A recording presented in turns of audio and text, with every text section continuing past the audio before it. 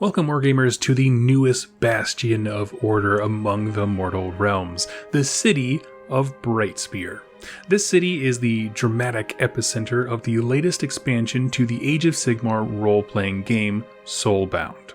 This adventure takes a diverse group of warriors, both noble and shady, into the darkest depths of Brightspear to a world of ancient ruins and long-lost treasure that are better left forgotten.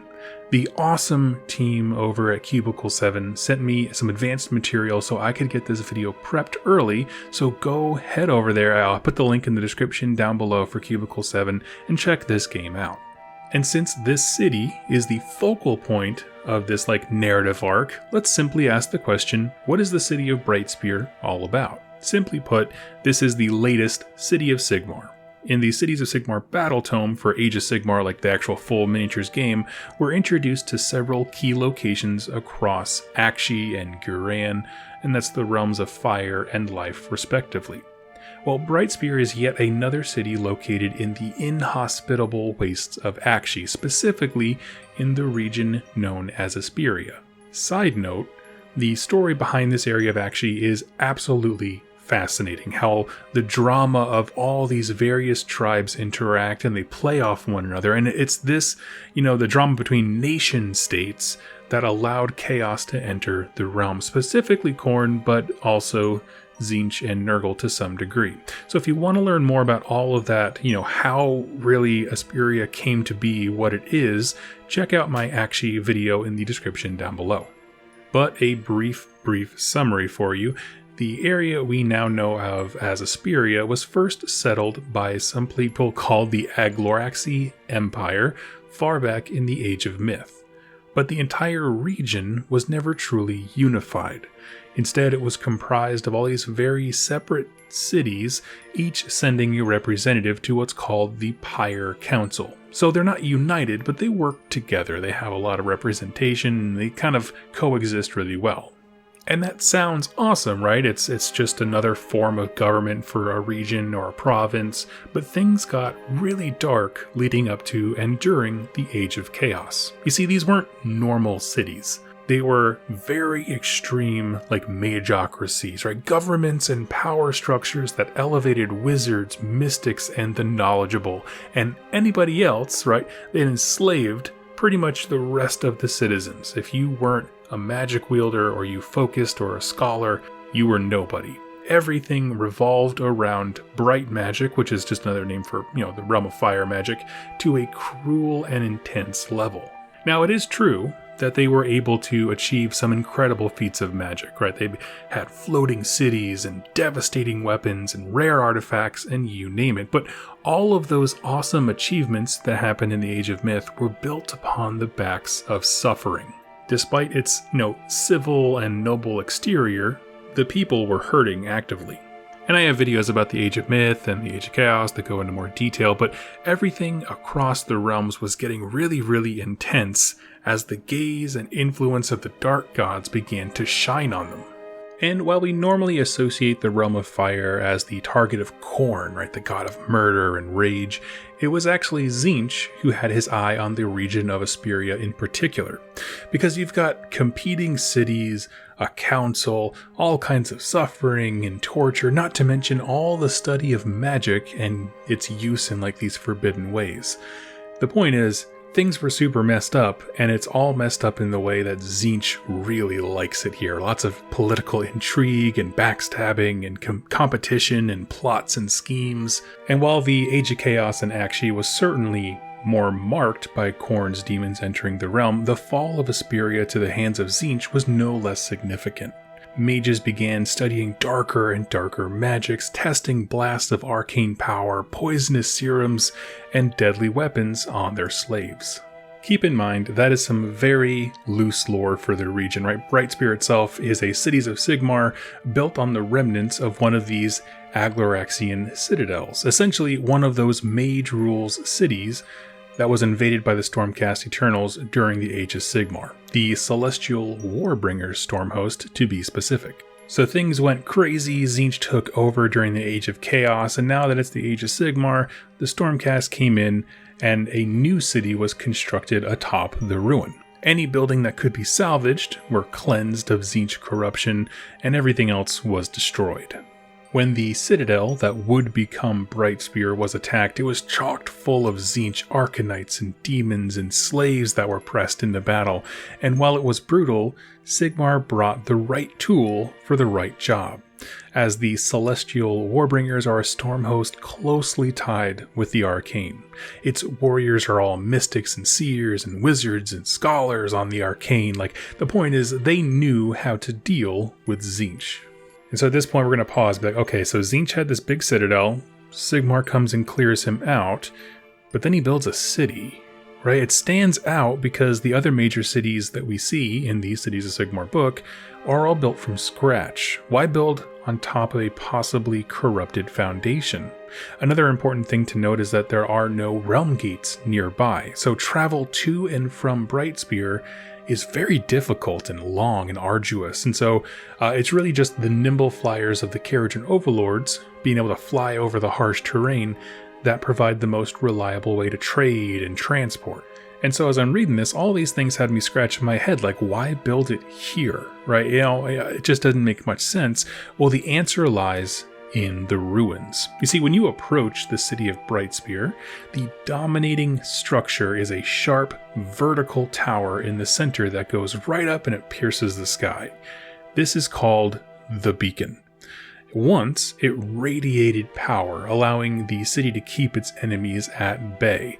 My mind goes immediately to blinding light that chaos can't stand, or it can be focused like a crystal into a single beam of energy. However that works, it worked at defending the city.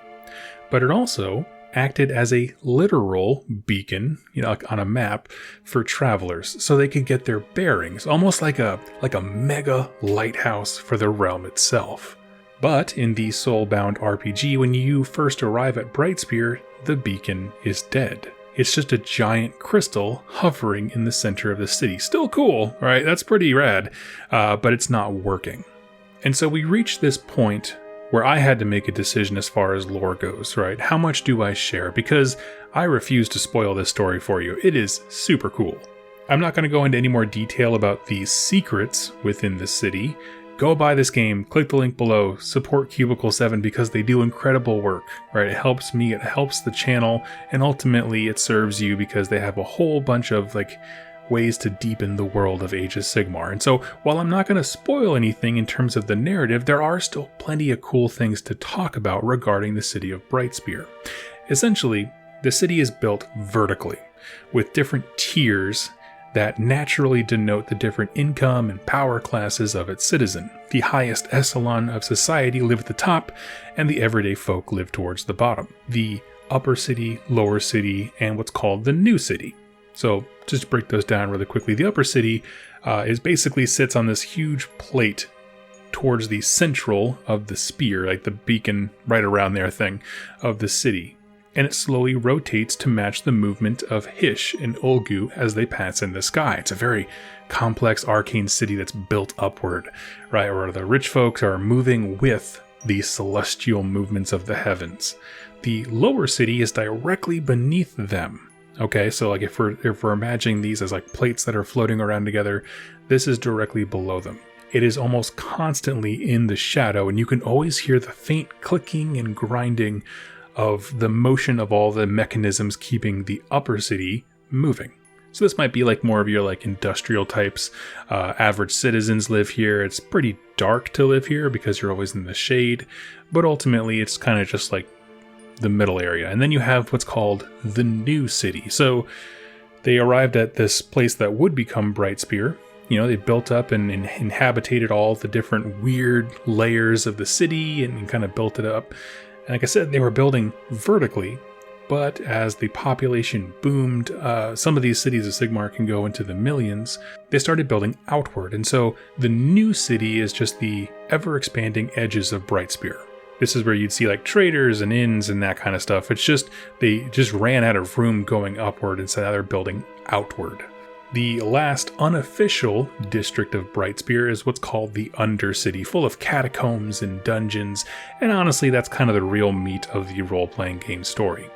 Now, in addition to the different sections of the city, The Celestial Warbringers have a base located here, partially as a reward for taking the city, kind of planting the flag, but also because they are very magically attuned stormcasts, like we said, and there are so many things still being researched and explored under the city that having them as close as possible is very, very wise. As for the city's composition of residents, you've got a smattering of nearly everything. You've got Collegiate Arcane, Devoted to Sigmar, Fire Slayers, Free Guild, Carriage and Overlords, Ironweld. Remember, these cities are massive. Sometimes populations go up to the millions, and while the ground has been purged and the walls built and reinforced, this isn't a safe place by any stretch. You could almost think of Brightspear as being like a pioneer town, a frontier village. You get traders, explorers, scholars, warriors. They all come to the city, and towards the depths of this metropolis have made a seedy little empire. You got black markets and mercenary companies and assassins. I love this stuff. It really does make a great fodder for storytelling. And so now we're going to transition away from lore, and I will come back and talk about the secrets under the city once the game has been out for a while. Because like I said, I don't want to spoil anything, but we can talk about why this is cool without spoilers. Keep in mind, why found a city that's so far out of the way that it's hard to get to, that it has, this possible corrupting chaos sense about it? There must be something that the upper rungs of leadership know about that make this incredibly valuable. But as far as non-spoiler stuff goes, I love the idea that new cities are being added. It's something that I was excited about when we read the Cities of Sigmar book, of just they gave us a few very specific locations, but now we're seeing that being added to, right? The forces of order are growing and booming. I think it would be incredible for a White Dwarf issue at some point to have some rules to be able to play as Brightspear. That would be really nice. And the idea of this frontier town just really appeals to me specifically. I'm a huge fan of American history. We have several examples where, the people are really hardy and rough and everything is difficult. But also these are pioneers. These are the future of the realms. The whole point of locking Azir up was to reopen it so that folks like these could come out and resettle the mortal realms. So they're dark and they're gritty, and there's lots of problems with Brightspear, both internally and politically and geographically. But life happens because enough gritty, tough people just want to survive. I do also like the idea of a magical city in Akshi, right? Because Akshi has for so long been denoted as being like Khorne's place, and it's all melee, and we're all running, from a volcano towards a fountain of blood, and that's all there is. But then we get this different angle of these people who are incredibly intelligent and took their intelligence. It just started to go in the wrong direction. And that epic story of again, like I said, all this is covered in the Akshi history stuff, but the way that the tides began to turn towards the Age of Chaos, things got really dark, and what does that look like? What does that kind of darkness and sadism and all that kind of stuff look like when you're a magic-based society in the realm of fire? And so that's kind of what we get an inkling of here. Now, one thing I'd love to know is how Asperia really plays into Korghos Khul. We know from the Red Feast that he obviously knows of Asperia. That's pretty clear in that book. But we don't see much when he becomes the Korghos Khul that we know, right? The true Khorne warlord of the Gore Tide, a more modern Korghos Khul. We don't really see a whole lot of how he relates to Asperia, so I'm kind of curious about that. I have loved this region ever since I read about it in the core Age of Sigmar book, right? The drama between these big countries and tribes, super fascinating.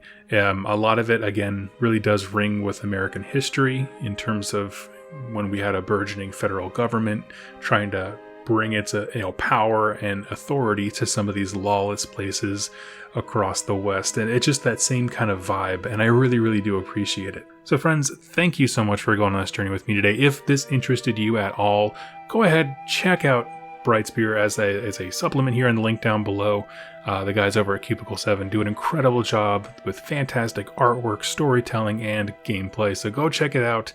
Thank you all so much for watching and listening, and I'll catch you in my next Age of Sigmar video. Happy wargaming. Hey everybody, I hope you enjoyed that video. It was made possible by the folks over here to the left. These are my top supporters over here on YouTube and on Patreon that keep this channel going. If you'd like to learn more about how to become a supporter and get some cool things in the process, like exclusive pictures and interactions with me and get your questions answered here on the channel, go ahead and click any of the links down below or the join button on the community page over on YouTube. Regardless of your choice, I wanted to thank you so much for joining me with this video, and I look forward to seeing you in my next one. Happy wargaming.